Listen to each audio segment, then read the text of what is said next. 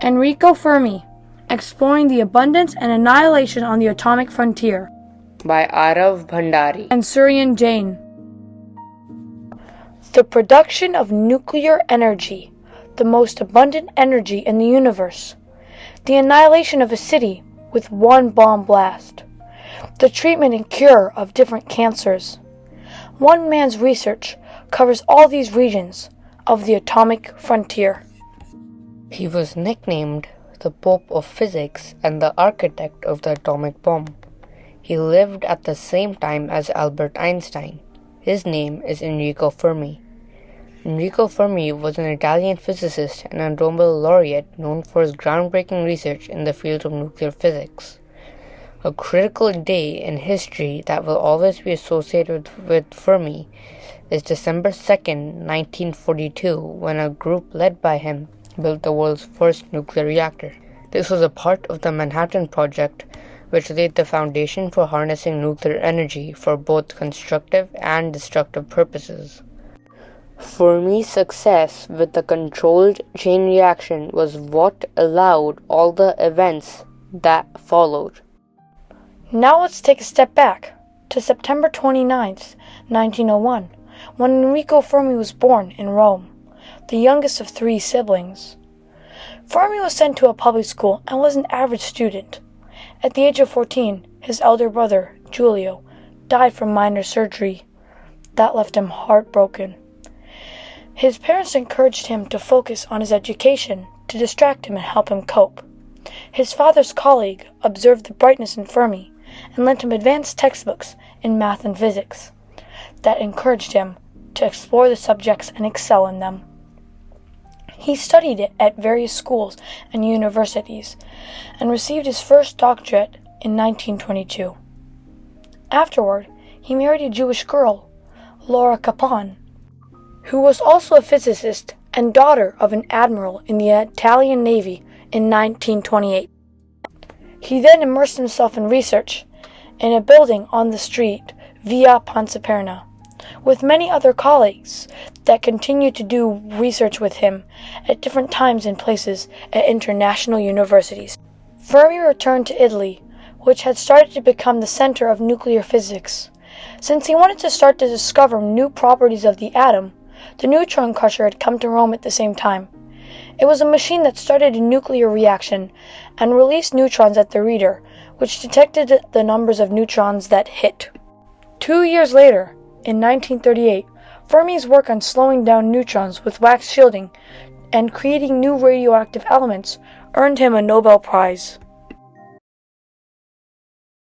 Och den fulltaliga publiken.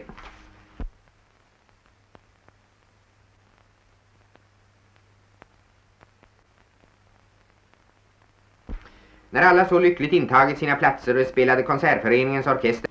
Sedan prissången ur mästersångarna spelats var det så professor Players tur att haranglomet och checken.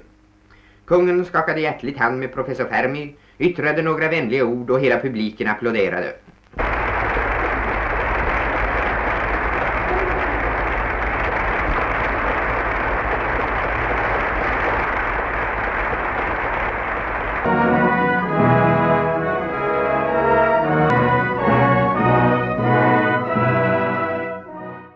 Fermi grew increasingly uncomfortable with the fascist politics of his homeland. Benito Mussolini was a Hitler-like dictator in Italy. He even embraced the anti-Semitic politics of its ally, Nazi Germany. Fermi's wife, Laura, was Jewish. Winning the 1938 Nobel Prize for Physics serendipitously supplied the excuse for Fermi's family to journey abroad. The prize money permitted them to establish themselves in the United States. After a long journey, on January 2nd, 1939, Fermi arrived in New York. He was immediately approached and started discussions with U.S. government officials about the possibility of atomic energy for war purposes. He was brought into the Manhattan Project, which led to his work on nuclear chain reaction being moved to Chicago, where he finally settled in 1942. The Manhattan Project needed to construct the Chicago Pile 1 for testing how a chain reaction could be controllable. Chicago Pile 1 was the first self-sustaining nuclear reactor. Fermi designed this pioneering technology. The initial plan was to create this atomic reactor inside of a building far away from other structures or people, but this never came about. So Fermi requested to create the atomic reactor under the squash courts at Stackfield in the University of Chicago. To create this nuclear reactor, Fermi's team needed to take thousands of pounds of lead, graphite, and uranium-235 and then cut them into bricks. This took a very long time to complete, and there were above 770,000 pounds of bricks. The team piled these bricks in an oval shape, employing wooden pillars to keep them steadfast. This approach took 18 days, and there were a total of 57 layers. Before this event, no one had known how to create a self-sustaining nuclear reactor that could be powered on and off. Fermi solved this problem by utilizing cadmium rods. Cadmium rods would absorb the neutrons, starting and stopping the nuclear reaction. The reactor was very successful, and they celebrated secretly.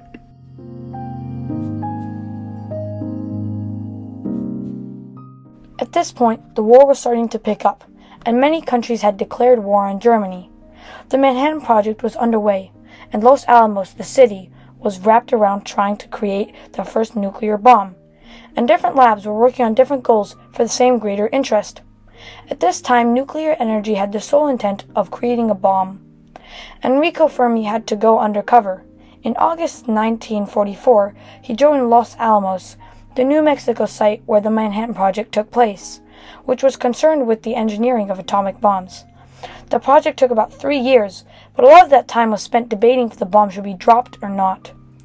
Fermi worked on the Chicago Pile 2, the second nuclear reactor that was supposed to create more energy.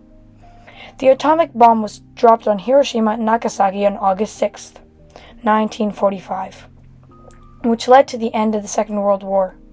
Not everybody in Los Alamos felt like they were in the mood to celebrate. Many scientists felt lots of guilt for the amount of destruction they had caused. Throughout his life, Enrico Fermi had numerous late accomplishments, such as the development of the nuclear power plant with the Atomic Energy Commission. The nuclear chain reaction was his most momentous accomplishment, as it helps the planet today. Nuclear energy provides about 10% of the world's electricity from about 440 nuclear reactors. Nuclear is the world's second largest source of low-carbon power, 28% of the total in 2019. Over 50 countries utilize nuclear energy in about 220 research reactors. In addition to research, these reactors are used for the production of medical and industrial isotopes, as well as for training. The Argonne National Laboratory is associated with Fermi frequently because Fermi's lab was turned into a national laboratory and named the Argonne Laboratory. Today, his lab is and has been working on creating a new kind of reactor dubbed a fast reactor, which will not generate as much waste since 1950. This is just another example of Fermi's lasting impact. Nuclear radiation is also used in many other fields like medicine, academics, scientific applications, industrial uses, etc.